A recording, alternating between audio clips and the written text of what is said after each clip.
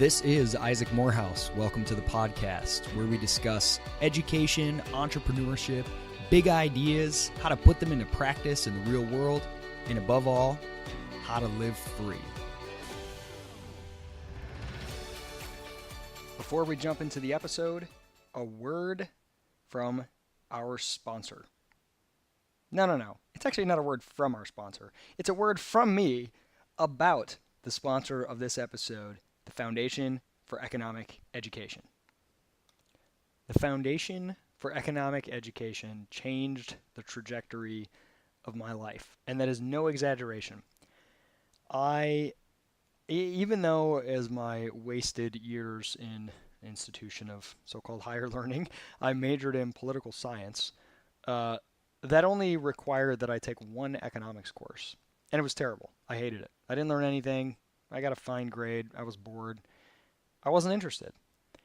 Yet, about a year out of school, I was doing some research online, and I came across an essay called What is Seen and What is Not Seen by Frederick Bastiat. And it blew my mind. It was absolutely one of the greatest light bulb moments of my life on the basics of economic thinking. And it absolutely changed everything for me. It began a relentless hunger for economic understanding that has persisted to this day and led me to devour everything from Milton Friedman to Ludwig von Mises to Karl Menger to very obscure French physiocratic economists like Turgot. You name it, all the way up to more modern day things. I read Marshall, I read Keynes, I read Marx. This all started with that one essay. Because for the first time, I understood that economics wasn't about money. It wasn't about the stock market. It wasn't about math or charts and graphs. Economics is a way of thinking. It's a series of very basic assumptions about the world that when you put those on, like a lens through which to see, it helps you see, as Bastiat said, what is previously unseen, not just the immediate and intended effects of various actions or policies, but the long-term and unintended outcomes. That power, that paradigm, is the single most important thing for me in developing my worldview, my understanding of how to navigate the world, not just in terms of positions or beliefs on issues of policy. In my own personal life, thinking like an economist on the individual level has transformed my life and been integral and a core, a foundational element of everything that I do. So if you want to have that kind of experience, that kind of understanding, the very organization that put that essay online that I first discovered, the Foundation for Economic Education, FEE.org, they put on some of the most amazing summer seminars. I have been an attendee at these seminars in the past. I have been a faculty member for many years speaking at these seminars for high school and college students. If you are in that age range of 14 to 25, in that range, and you have an interest in understanding what economics is all about, I cannot encourage you to attend a FEE seminar enough. And if you're listening and you know a young person who has that interest, or they just want to spend 3 or 4 days visiting a cool place in the summer, FEE also has, not just in the summer, they have spring events as well. So go to fee.org, tell your friends to go, apply to go into to get into one of their seminars, and when you do, there's a little box that says, "How did you hear?" Just put my name, Isaac Morehouse, or the Isaac Morehouse Podcast, because they are sponsoring this podcast episode, and I want to let them see that my listeners are following up and going and applying so that I can prove to them that, hey, this is a good investment for you, FEE, to be sponsoring the Isaac Morehouse Podcast. So show them that by putting in my name when you apply. Check it out, fee.org. I cannot recommend it highly enough as a way to get introduced to the life-changing paradigm that is economic thinking. And now to this week's episode, generously sponsored by the Foundation for Economic Education. You ready? Yeah. All right, here we go. We'll just jump right in. Usually I have like some like notes prepared of questions, or I've got nothing. I've got a beer here. This is going to be amazing. That's great. Let's just wrap. Yeah. All right, welcome to the podcast today. I'm incredibly excited because we're talking about an incredibly important cultural moment, and that is the arrival of the new Star Wars movie. What it means, what to look for, the history, the background. I don't know any of this stuff. I just grew up watching Star Wars and, chewing on Lego guys and stuff. And I loved them as a kid. I obviously hated the prequels because they were terrible. But we'll talk about that. But Christopher James Nelson is joining me today. I feel like if you add a middle name, it makes it sound very like it carries more weight. It's like James Earl Jones or something. You know what I mean?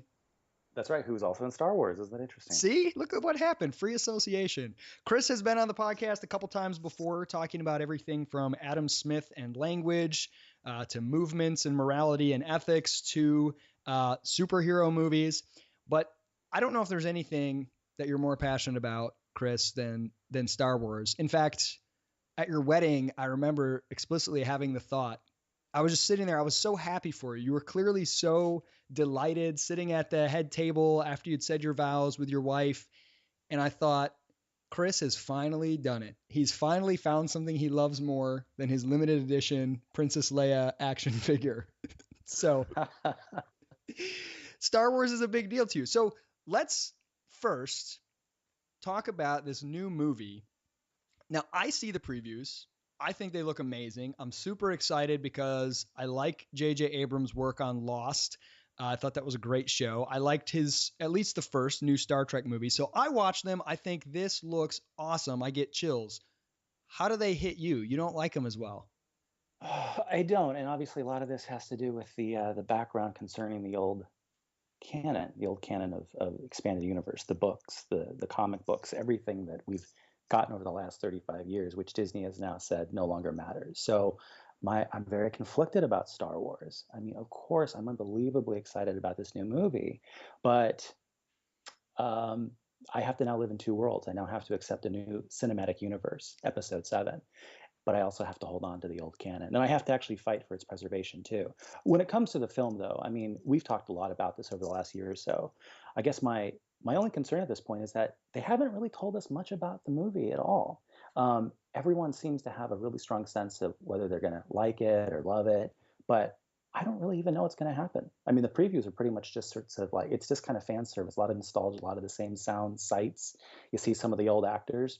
That's about all we know really at this point. What do you think? Well, it feels like the previews. So when I first watch them, I just have this emotional level reaction that gets like chills and I get excited. But then if I actually sit back and analyze it objectively and say, okay, what did this preview communicate? It is, as you alluded to, it seems to be primarily just a series of touchstones, a series of ways of saying, hey, fans, you remember the Millennium Falcon? You remember this sound? You remember Tatooine? Do you remember the more sort of serious adult feel, or even the non-CGI, non-shiny looking spaceships, the old dirty banged up metal from the first trilogy that you loved? Look, this movie's going to have that. And it's kind of a way to like send you little reassurances that this looks and feels much like the Star Wars that you came to love and not so much like the prequels that many people were unhappy with. And that's kind of all it does is communicate like, hey, like here you go, here's a little throwing a bone to the fans. There's not much in there in the way of what the plot is going to be or even who the main characters are. Now that sense of mystery can be fun with a trailer, but it can also be a little bit like, okay, well, I just want to know that there's a there. Now, do you have like insider, gossip on what the actual plot is going to be? Not as much as you might think, again, because I'm engaged in a rebel fight of my own to preserve the old canon. So in some ways, I've tried to keep some distance. And I also want that mystery. I mean, I've just sort of decided to some extent, it's like we've got about a month now to go. I'm just pumped to see the film and actually have something to base my views on, right? I feel like there's such hype around this, such speculation. All we can do is just sort of like make rumors about this. There are an entire cottage industry of geek websites devoted to this now, but we have very limited information to go on. But what we can infer is essentially that it seems like it's going to be a repeat of the original Episode 4. A lot of the same beats. There's a Death Star. There's a Darth Vader type character. There's some evidence that there might be something like an Emperor style character, but that's just slowly starting to leak out. We're going to have our Luke character. And I think what we're probably going to see is that Luke Skywalker himself is probably going to play some sort of Obi-Wan role. And I'm actually guessing that he's going to die at the end of the movie in the same way that Obi-Wan died. Hmm. Now, I want to get some background and some history because you've referred a couple times to the canon, the expanded universe. For people who, like me, until relatively recently, when you've sort of enlightened me on these things, who may not know this sort of the full background and what those things mean. So you had the original three films that Lucas he wrote them as well as directed them. Is that right? He wrote and directed the first, and he did not direct the second and third, and he co-wrote the second and third. Okay. Okay. So those were not based on any previous books or comics or works of fiction or anything, right? No, Okay. although what they had done a year before the very first movie, as a way of promoting it among sci-fi community, they actually published a version of the book, a version of the screenplay, to kind of get it out there. So it's kind of neat. So you can find a version out there from 1976, even though the movie came out in 77. But Wow. no, for all intents and purposes, it was a brand new idea. Okay. So after those came out and they were over the span of what was it, 77 and then 79 and 80? Is that 80 right? and 83. 80 and 80. Oh, that's right. There was a bigger gap. That's right. 83, the year of my birth. Wonderful year. So after those came out, was there an immediate, like, the creation of a lot of fan fiction and what you refer to as the expanded universe, which basically means any stories, comic books, TV shows, anything that is based around the Star Wars characters and setting from the original trilogy. Is that correct? Yeah, that's right. So go ahead. No, no. So go ahead, go ahead. I was just gonna say, so those were starting to be created, and was there like a process of some of them being dubbed officially part of the story, and some of them being seen as sort of like apocryphal? Yeah, great question. So it was a slow burn for a while. What actually happened right after A New Hope came out was that they commissioned Alan Dean Foster, a really popular sci-fi writer, to write what could be turned into a movie sequel. At this point, they weren't entirely clear, is there going to be a sequel? Is there going to be a third movie? Is this going to be a trilogy? They had him write up a story, kind of float an idea that they could eventually turn into a movie. And that's called The Splinter of the Mind's Eye. So I think around 1978, there was actually a book that comes out that just continues the adventures of Luke Skywalker. Um, After that, there's, from time to time there'd be a kid's book, Marvel started a comic book, these various things. But by about the late 80s, you didn't have much more, and it really kind of started to die off. It was 1991 that's really sort of the watershed moment in the expanded universe history. It's when Timothy Zahn came out with what's now called the Thrawn trilogy. What, for all intents and purposes at the time, were sort of considered like episode 7, 8, and 9. Hmm. And that's what really kicked off a new explosive era that really hasn't ended in non-cinematic saga related content, whether it's role-playing games or video games or comic books or novels. I mean, there are hundreds of novels at this point, from what is known as the expanded universe, which is now known as the Legends universe, now that Disney's decided to decanonize. And and by the way, the process, I mean, we can go into it more in depth, but essentially, Lucasfilm owned the rights to these characters. They were the protector of the intellectual property. So what they effectively did is they kind of had a pass on everything. They got a chance, they had a veto on everything, essentially, right? So if Bantam Books or later Del Rey Books wanted to take a particular character from the saga in a certain direction, Lucas was actually presented in every instance with a list of the sorts of ways in which this might alter the universe, his vision, and he had a chance to change things. And in a number of cases, too, he would introduce new characters himself to the writers, to the role-playing game editors, to the video game developers, and they would incorporate some of those new ideas into it as well. So there was an incredibly integrated saga from the start. There was a process, there was an enforcement mechanism, to the extent that truly everything up until 2014 was in continuity with one another. There was a 35-year saga that all added up. So did Lucas and or the corporate entity that owned the IP, did they use that veto frequently, or were they pretty liberal in terms of, because technically, like, okay, so let me make sure I know how this works. I could write a coloring book based on Star Wars characters and add a bunch of characters and based on the Star Wars universe, and that's perfectly fine. If I sell it, I could be sued for violating IP laws unless I get sort of the imprimatur from, the owners of that IP. So there's probably is stuff out there that's been done technically illegally but just like too small for anyone's time. But most of the time, would the creators come to them first, or would they get sued? And like, how much was Lucas and Lucasfilms kind of shutting down and censoring, or were they really liberal with who they let use what? No, it's a great question. And there is a lot of fan fiction out there, and there always has been. And as a matter of fact, there's a lot of very perverse slash fiction. Lots of fan fiction stories about, Han and Jabba the Hutt getting it on. I mean, all sorts of bizarre stuff out there. That is not canon. That is not part of the Lucasfilm canon. No, what essentially happened is Lucasfilm, they're licensing this intellectual property. So they go to West End Games as a role-playing game maker, and they say, go ahead and continue to develop the saga in this way. We're entrusting you to do this, but then they still have this sort of veto power. They grant the license to Bantam Books and then later Del Rey to sort of continue the adventure. So in a number of cases, Lucasfilm is driving the creative process. In other cases, they're extending the license, but sort of retaining the ability to say yes or no to certain projects. And yeah, they actually from time to time they would radically alter books and comics. They would. There are several books actually that to this day have yet to be published, fully completed books, even with cover art. That at the end of the day, Lucas and Lucasfilm decided, because of our interest in taking maybe something about this character in a different direction later, we're going to put this on hold. So there's stuff still in the vaults. By the way, a lot of stuff from the expanded universe that the authors and comic book artists and what have you came up with, Lucas himself integrated into the movies, into the prequels, right down to the name of the home planet Coruscant that comes right out of Timothy Zahn's books.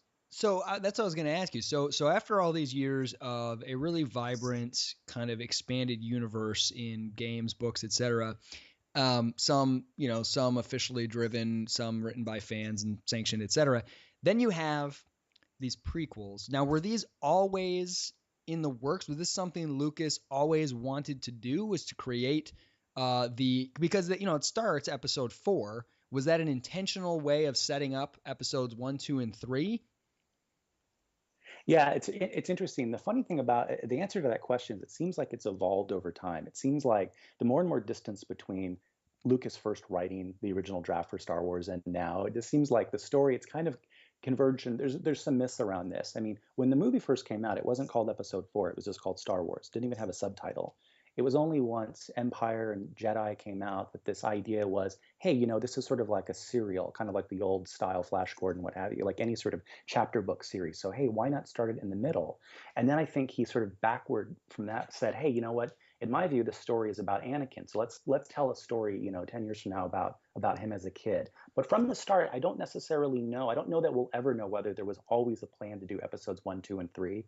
But if you go back and read old interviews from the early 80s, apparently there were certain times when Lucas thought there was actually going to be 12 movies altogether. So it's just varied. It's just varied. So it's very clear he was not done with this story, and he was very much liked the fact that this expanded universe kept expanding, both in ways that directly involved him and didn't. And then when the prequels were created, so you're one of the only people I met, and you are not like a sunshiny, like, oh, you find the silver lining in every movie No, type of guy. I'm a total curmudgeon. No, yeah, you're a curmudgeon, curmudgeonly character, but you're one of the only people I know who, like, you will acknowledge the crappy things about the prequels, but you defend them. Now tell me, as a fan, what do you make of the prequels? What did they get wrong? What did they get right? And what is there to offer in their defense? Oh man, that's a really tough question, because I have to be honest when it comes to these things, and I think it's one of the reasons why I am so defensive of the prequels. It's just I can't be objective about Star Wars. I mean, that's how important it is to me. It's, by the way, it's one of the reasons why I have a hard time with Disney getting rid of the canon that I know and love, right? It's so integrated into my life and so many people my generation. But the prequels, I think, they get the basic beats right. I mean, it's it's funny. I have to frankly sort of divorce the story from the movie. And to me, Star Wars is more than just a cinematic universe. It's a saga. So were the prequels based? So they were based on stories that were kind of part of the expanded universe, or were they a new direction for that? There are a number of things from the prequels that characters and basic beats and names and various sorts of things that we had in the stories and in the expanded universe. Other things were created brand new. And the interesting thing about the expanded universe was the way in which it was able to take some of the things in the prequels that maybe slightly contradicted some of the novels and the comics, but then they found ways of then working it back in. So it was this constantly dynamically sort of integrated saga. But the thing with the prequels is I think they get the fundamental thing right. If you take away Phantom Menace, let's pretend that didn't exist. What Please. you're left with, right? Let's just forget that happened. What you're left with is essentially a story about two teenagers, father and sons, both of whom discover this big brand new world, this mysterious religion, the Force, and they're both confronted with the same decision: do I or do I not turn to evil? One decides to become evil. The other not only decides to become good, but in doing so, rescues his evil father from evil and brings him back to the light. You have an unbelievably, to me, beautiful mirror tale about father and son, and the son becoming the father, but also redeeming the father. That's great. I think if you keep the prequels in, here's what unfortunately happens: the saga becomes about Anakin rather than it becomes about the fall and rise of Anakin rather than the story about Luke Skywalker, father and son, redeeming Hmm. good from evil. Hmm.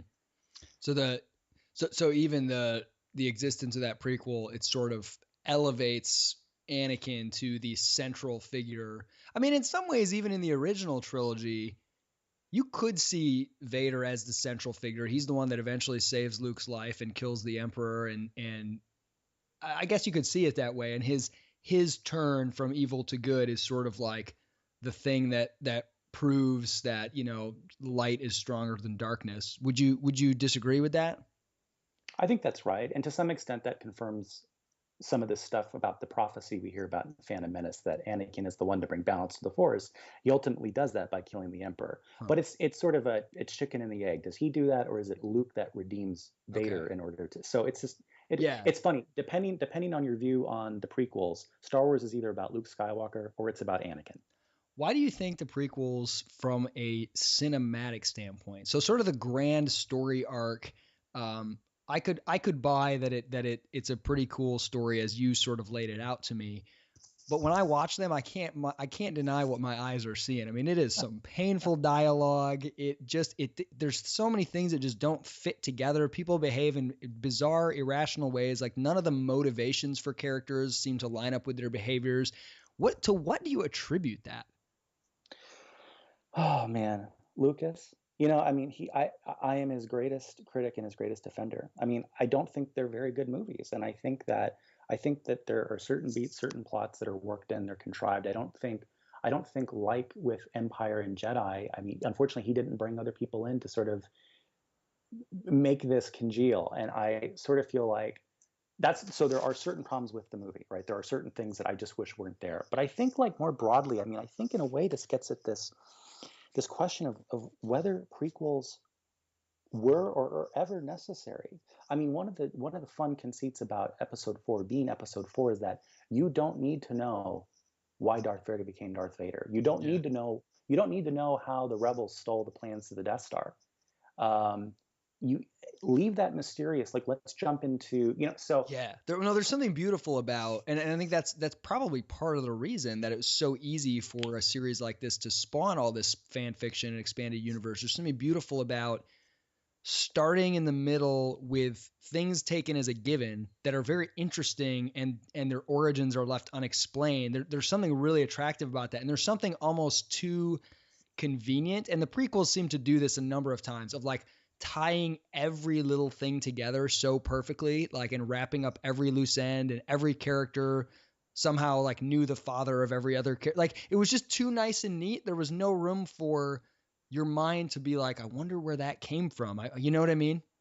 oh, totally. I mean, clearly the fact that Anakin is the creator of C-3PO is unnecessary and contrived. It doesn't do really anything except set those two up as this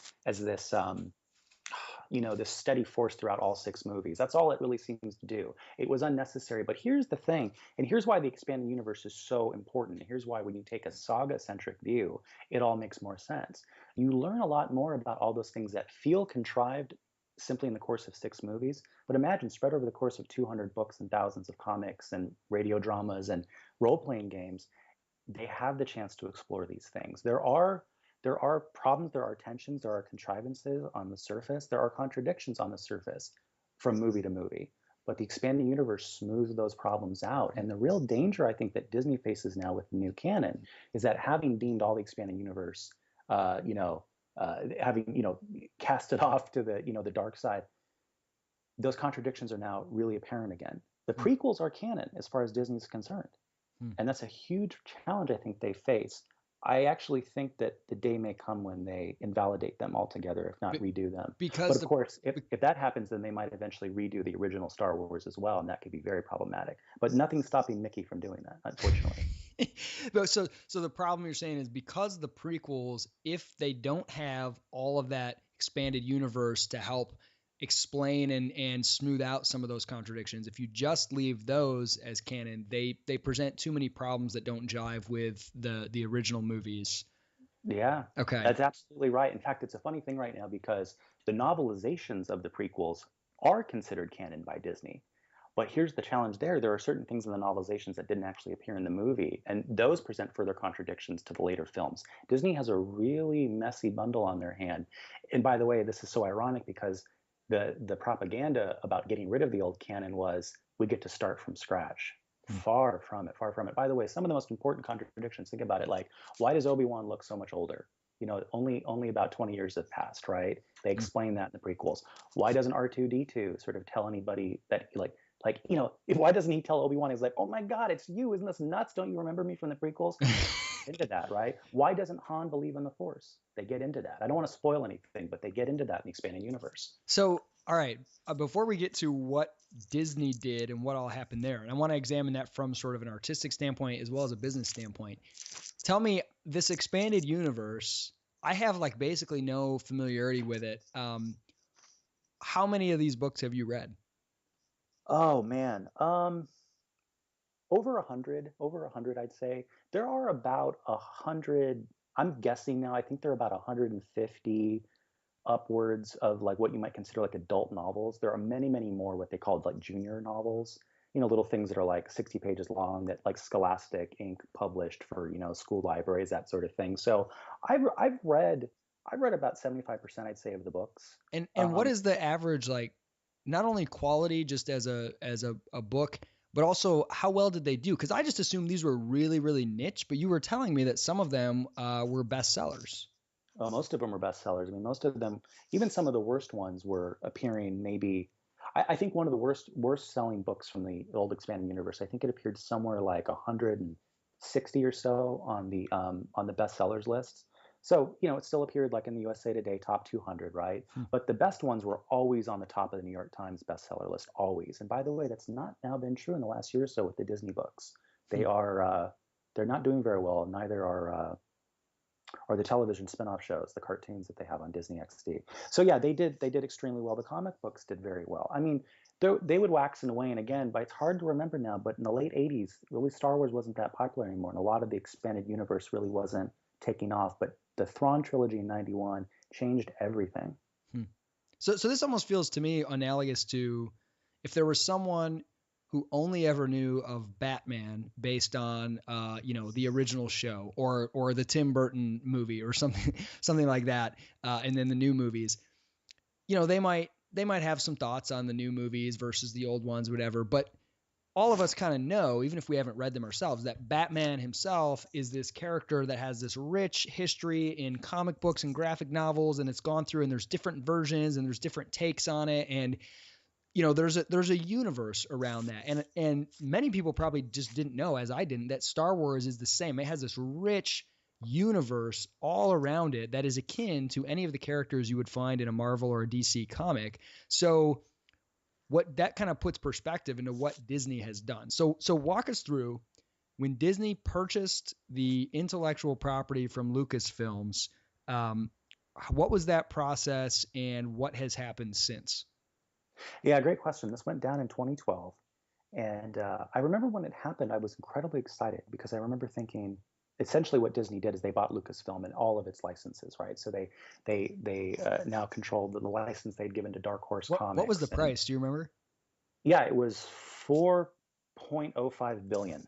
It's amazing. Not bad, right? And Yeah. I heard an estimate today.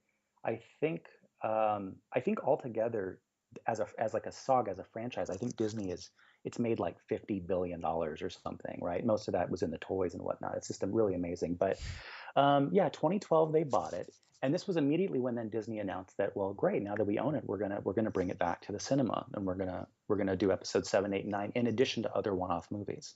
Um, and in a way, that's when I got a little less excited. It was last year around April. Um, I remember the day. Um, they made an announcement that they were decanonizing the old expanded universe. Now, here was the thing. I was under no illusion that the movies were going to be direct adaptations of the books. But what I sincerely hoped, what I actually naively presumed, was that they were going to, like with everything else, like with all the hundreds of thousands of other stories that they'd created over the years, they were going to find a way to integrate it, at least to make it sort of like, a parallel story or what have you. They decided not to do that. That was a very dark day from which I have not recovered. So I mean, in the case of Star Trek, correct me if I'm wrong. So when they rebooted and decided to do another cinematic version of Star Trek, and J.J. Abrams directed that, what they did, it seemed very clever to me. The first movie, the second one seems a little odd, but the first one was basically, let's show the origins of the crew of the Starship Enterprise, and then they found this clever way to essentially stay true to the Star Trek universe, but give themselves the freedom to take this crew in a different direction through this kind of time warp parallel universe thing. It seems like that would have been a really nice way to not cut out any of this expanded Star Wars universe, but to find a way to give yourself enough freedom to go in some interesting directions, or maybe just create a whole new set of characters that take it a new branch that the expanded universe hasn't touched yet, so that you don't have to tangle with all that. But what do you think motivated the decision to essentially say, and you can clarify what exactly they did say, that we are now considering all of this expanded universe, everything besides the 6 films, and I think the Clone Wars Yeah. animated series, Yeah. everything besides that is now considered, we're calling it legends, and it's just whatever. So we can write storylines that contradict those. We can write things that pretend that those never happened. We're basically cutting out all of this expanded universe. What motivated that decision? And from a business standpoint, do you think it's going to end up coming back to bite them? Yeah, it's a great question. I don't know. I mean, there are several reasons that I think there were several reasons they did it. I think that they believed a lot of the propaganda over the years about critics of the EU, critics even of the prequels. I think a lot of critiques of the EU are wrapped up into people's views about the movie prequels, which is interesting. But And by EU, um, we mean expanded universe, not European Union. that's right. Look at me. I'm already jumping into the exclusive lingo. That's right. Yeah. So yeah, I think that they actually believe that the expanded universe was too messy, and that it would be creatively more productive to actually start from scratch.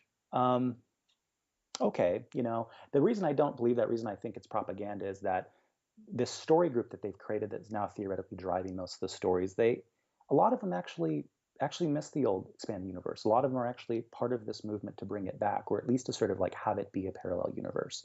I think a lot of it just came down to the fact that it was certainly less messy from a IP management perspective. I mean, Okay. IP plays a very unfortunate role in our economy, in our culture, and even in Star Wars. This is just one example. A lot of the early Star Wars books actually gave royalties to the authors, which they're still paying out. I think a lot of those early Star Wars books are saga defining moments in the expanded universe. There are characters, there are story beats that you would need to revisit if you were making an old canon 7, 8, and 9 episodes, right? And I don't think Disney wanted to pay it out. Now here's the weird thing, right? It's like Disney is going to make probably something like $5 billion on this movie alone. So it's like the margins wouldn't really been hurt, right? But I still think there was a sense in which they felt like, no, it's ours. We're starting from scratch, and it's unfortunate. So here's the thing: I think that they're not going to learn the right lesson, right? There are thousands, if not hundreds of thousands of us out there who we're no longer buying the books the way we used to. We're no longer watching the TV shows the way we used to. The new comic books are selling pretty well, but there are a lot of us who've said we're not going to see the movie. We're not gonna do this. We Come want on, to. who's not going to see the movie?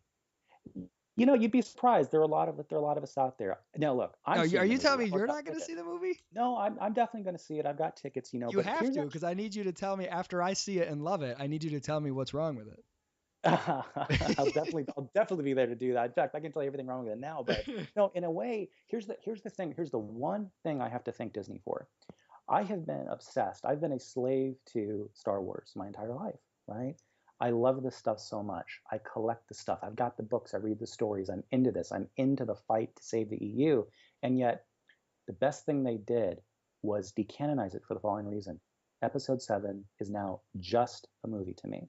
It is not anything bigger than itself. It's just another action flick by J.J. Abrams. you're, And I you're have them like to thank that.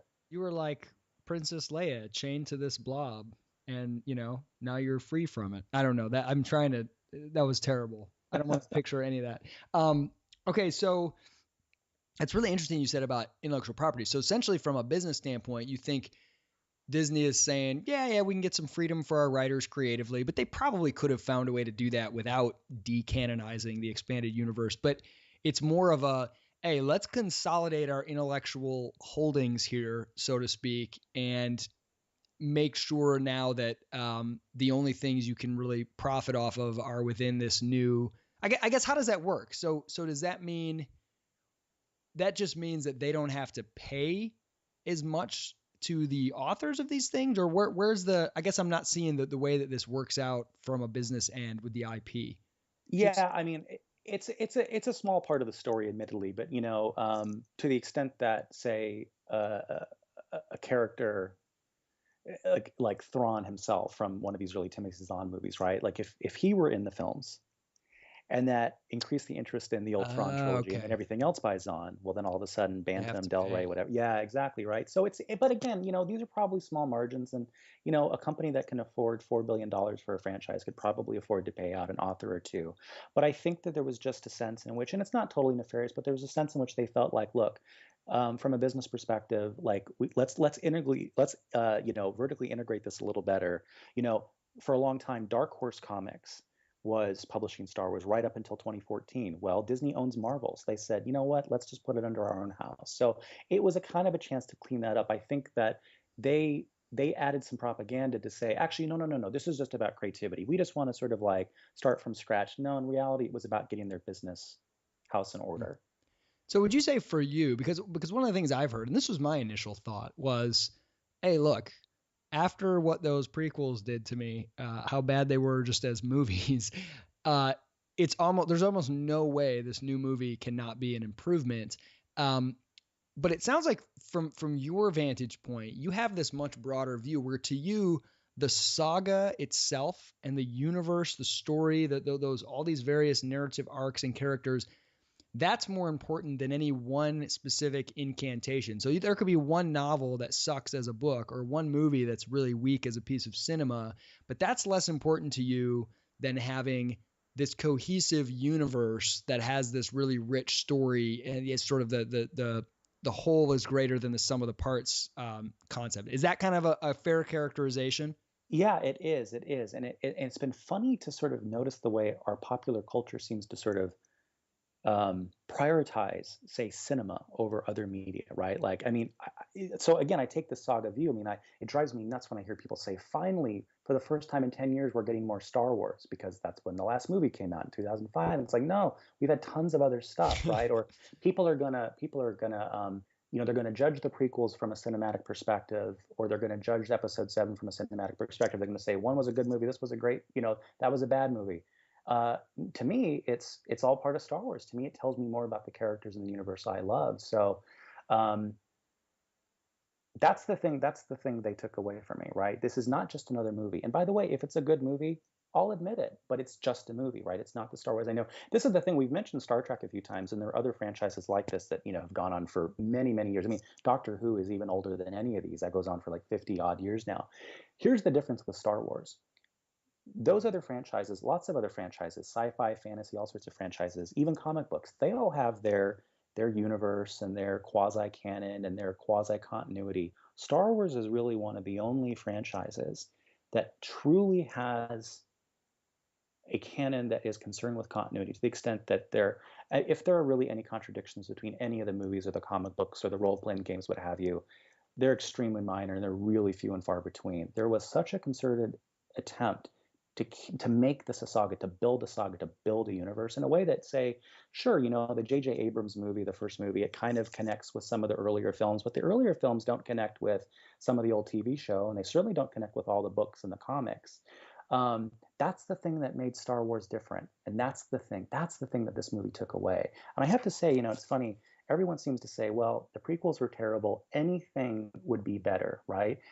What unbelievably low expectations we've set for JJ. And the movie's guaranteed to succeed simply by virtue of the fact that, the hype machine has made this all about the fact that the sets are tactile. They go, wow, they actually built the real Millennium Falcon. Wow, they've actually got real actors.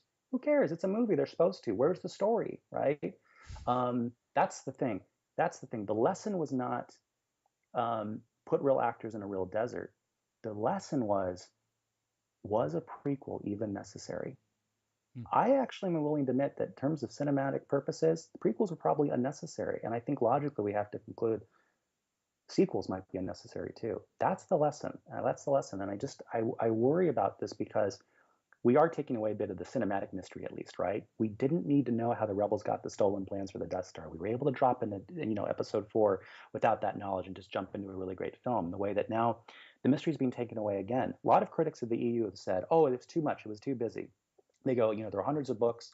We know almost like everything that happened, day to day for, 30 years after Return of the Jedi. It's like, well, guess what? Disney is about to produce a movie a year for the foreseeable future. There's going to come a point when the new Disney canon is going to get really crowded too. And Is for it that everyone, aggressive? That's what they want to do? absolutely. I Wow. mean, next year is going to be Rogue One, which, by the way, I keep referencing the stolen plans. They're going to make a movie about how the plans were stolen. This seems to me to completely miss the point. Everyone says the expanded universe, the prequels, they missed the point. They didn't have the real feel of Star Wars. We're about to see somebody unbelievably obliterate all the mystery left. You know what I mean? So there's going to come a point very soon, probably within a decade, where I predict that this new canon is going to get rebooted too. And when that happens, the people who love this canon, I just hope, when they come crying to me, I don't know. I just wish they would come here for me as well, so. It's funny that you mentioned, this idea that the primacy that cinema has, and that so many people are like, oh, thank goodness Star Wars is back. And you're sort of saying, it never left. There's all these hundreds of books. Many of them were bestsellers. It's really interesting. A friend of mine actually pointed out to me when Disney bought it, they said, we're going to reboot this lifeless franchise. And he was laughing. He's like, I've been, out there with my kids trick or treating the last 10 years. There's always somebody dressed like Star Wars character. When was the last time you saw Mickey Mouse? He was like, who's the dead friend? He was just sort of mocking Disney for having this arrogant stance like, oh, Star Wars is dead. We'll bring it to life. But I think there is something interesting that there's been this rich ongoing series of games, toys, books, etc. So it's not really true to say we're bringing it back or reviving it.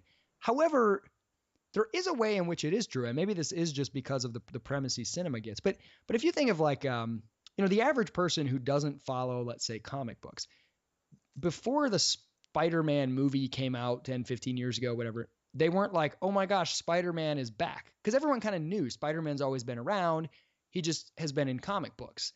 And I think a lot of people don't know that Star Wars has been around in all of these other formats. Now, maybe people know more than I'm giving them credit for, but I think sort of the average movie-going person only really knows about the movies. Do you think that is a failure of marketing, that there could have been more to be done to sort of showcase the fact that this is a living, breathing story? That's interesting. I remember a few years before Lucas sold Star Wars, I mean, he had said that his real goal, I mean, what he wanted to do the rest of his life was ensure that Star Wars really never left the public imagination. He wanted successive generations of children to read these stories, to see these movies, to understand, eternal battles of good and evil, these sorts of things. These were fables for the ages.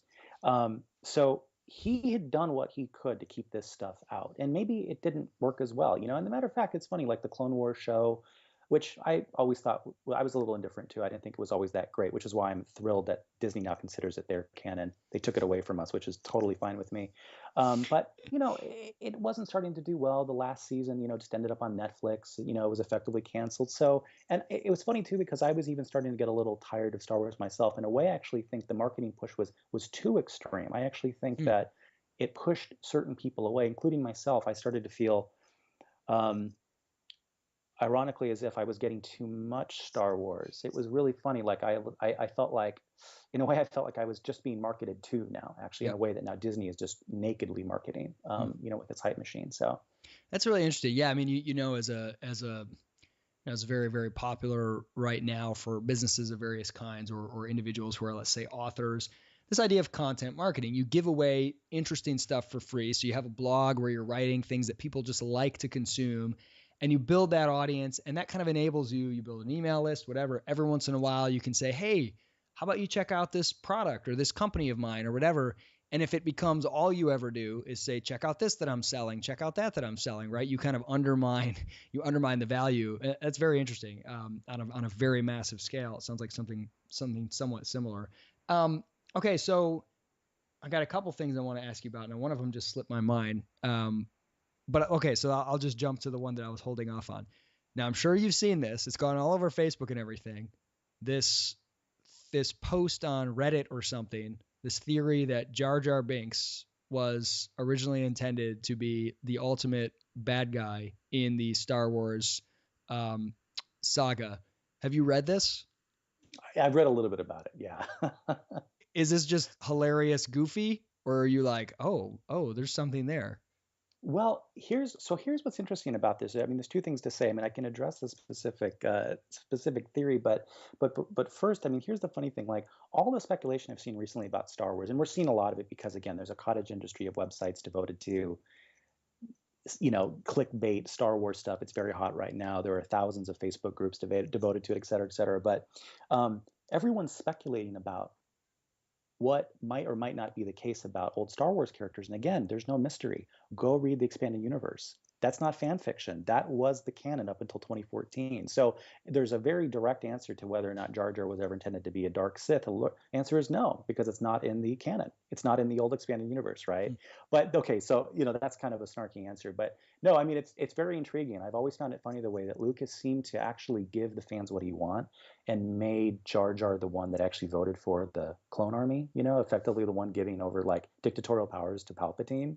And actually what you learn in the expanded universe about how naive Jar Jar really is. So while I don't think he's a Dark Lord of the Sith, I do think that he he wasn't A tool vigilant of enough. evil? Yeah. Yeah. I mean, he spends time with Palpatine even after the Empire is created, which is in a way an interesting sort of that's an interesting sort of thing that they pursue in the novels. The fact that, okay, great, the Empire's been declared, but remember in the movies, you find out that, as far as most of the people are concerned, the Jedi tried to overthrow the Republic. They think the Emperor is good. Jar Jar falls right in line with that.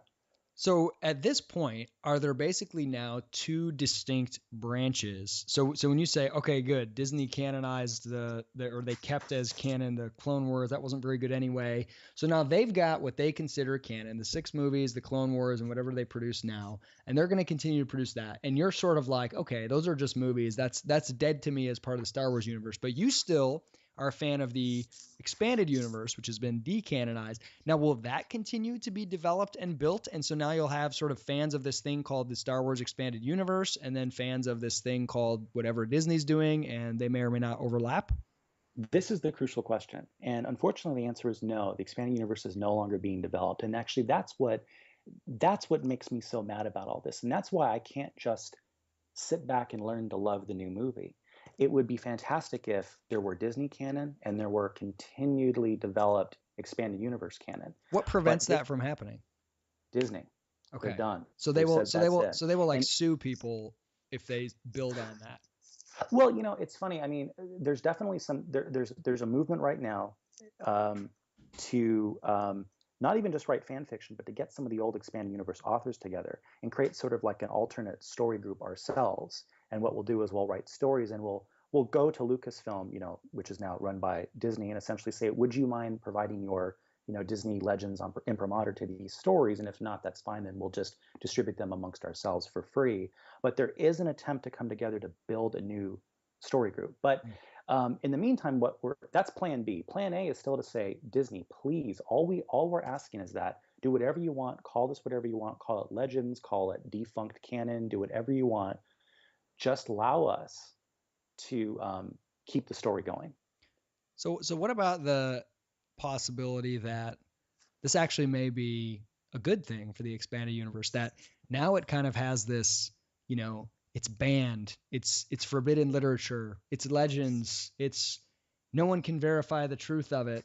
And maybe that kind of adds something to the overall universe, that you have all these tales and stories that are not verified in the history books, so to speak, but they may be true.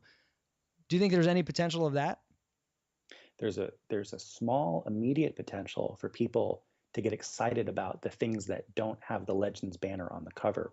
Just a brief background about that. One thing that Disney is doing, they're not actually getting rid of the old books. You can still buy them in any bookstore, and they'll continue to republish new editions of the old books, but they've stamped this stupid Legends banner across the front. So in a way, it's actually made the old versions that don't have that banner kind of a neat artifact, right? It's a neat sort of artifact of like the old Republic, so to speak, before the dark times, before Mickey. And so that's kind of neat, but that's going to die off eventually. And it's getting to the point soon where if you go to Barnes and Noble, probably in about a year, you're not going to see any of the old stuff. It's all going to have the stupid Legends stuff on it. But no, I think here's the funny thing, and there's kind of a funny psychological cognitive element to all this. I think the people like myself who appreciate the EU for what it was, which is a rich 35-year canon with continuity, with intense concern for continuity, that's the thing we like the most. We don't want it to be separate. Like, in a way, we're such slaves to Star Wars. Like, I want the Lucasfilm imprimatur on these books, and I don't want the Legends thing. I want to know that it's the canon.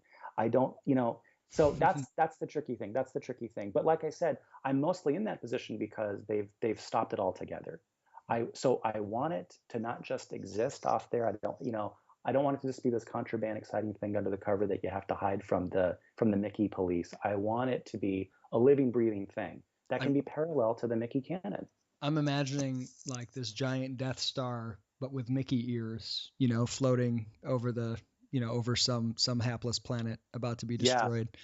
It's a shame, by the way, because of the way in which the fans of the new canon have actually turned on the old fans of the old canon, and it's Disney's fault. I mean, in a way, Mickey really is the emperor. I mean, he really has turned us against one another. I mean, these two camps should love one another because we're all hardcore Star Wars fans, but because of the way in which they went about it, because of the way in which they stamped the Legends banner, because of the way in which they've cut off the development of that old thing, they've basically made new fans look at us and say, "Oh yeah, you must have been bad."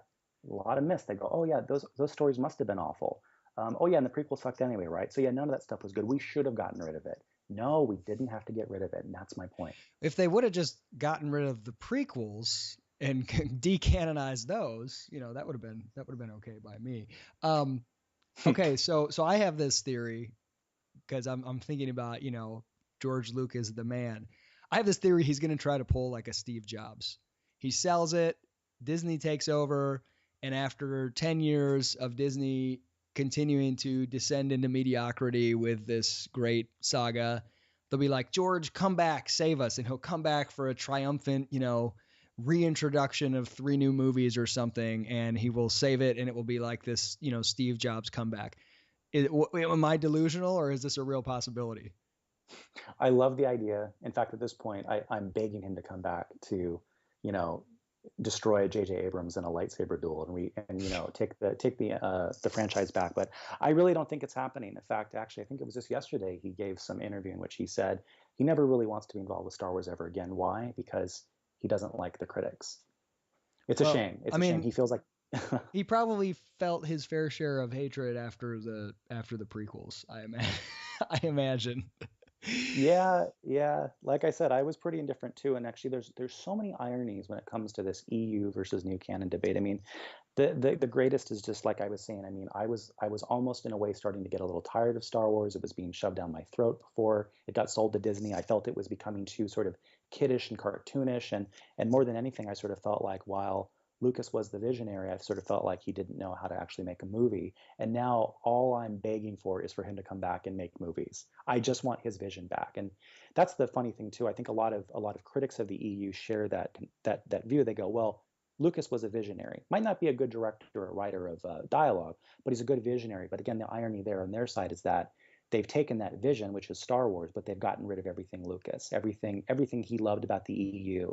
They've taken that all away, and they've now, ironically, they've created this, in their view, this blank slate to start anew. But what have they done? They've just recast all the old actors, and they're going to essentially remake the same movie with the same villains and the same Death Star. Yeah, it seems like there's such an opportunity to take this great story and the vision that Lucas clearly provided, and then say, okay, you're not good at the sort of art of filmmaking, so let's get a talented filmmaking crew in here to make the films really good as individual pieces of art, of cinema, but without divorcing it from that vision. But it just, unfortunately, they divorced, it sounds like, from some of the best part that Lucas brought to the table, or that this expanded universe had, and are relying purely on this being a good film as a work of film, and not sort of tapping into the richness of the the story there as it exists in the EU. All right, so we can't end on a pessimistic note here.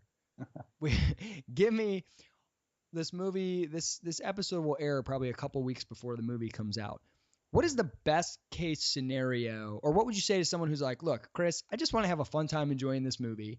That's one question. And then another one is, what is the best possible outcome in your mind of this new movie?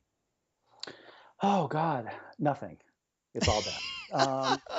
Let's see. I think that there will undoubtedly be tons of great nostalgic Star Wars feels. I mean, when we hear Chewie growl and we see the Millennium Falcon and we find I out. used to be able to do that. I can't do it. So that's going to be great. That's going to be great. And for the people, by the way, this is the thing I want to make absolutely clear.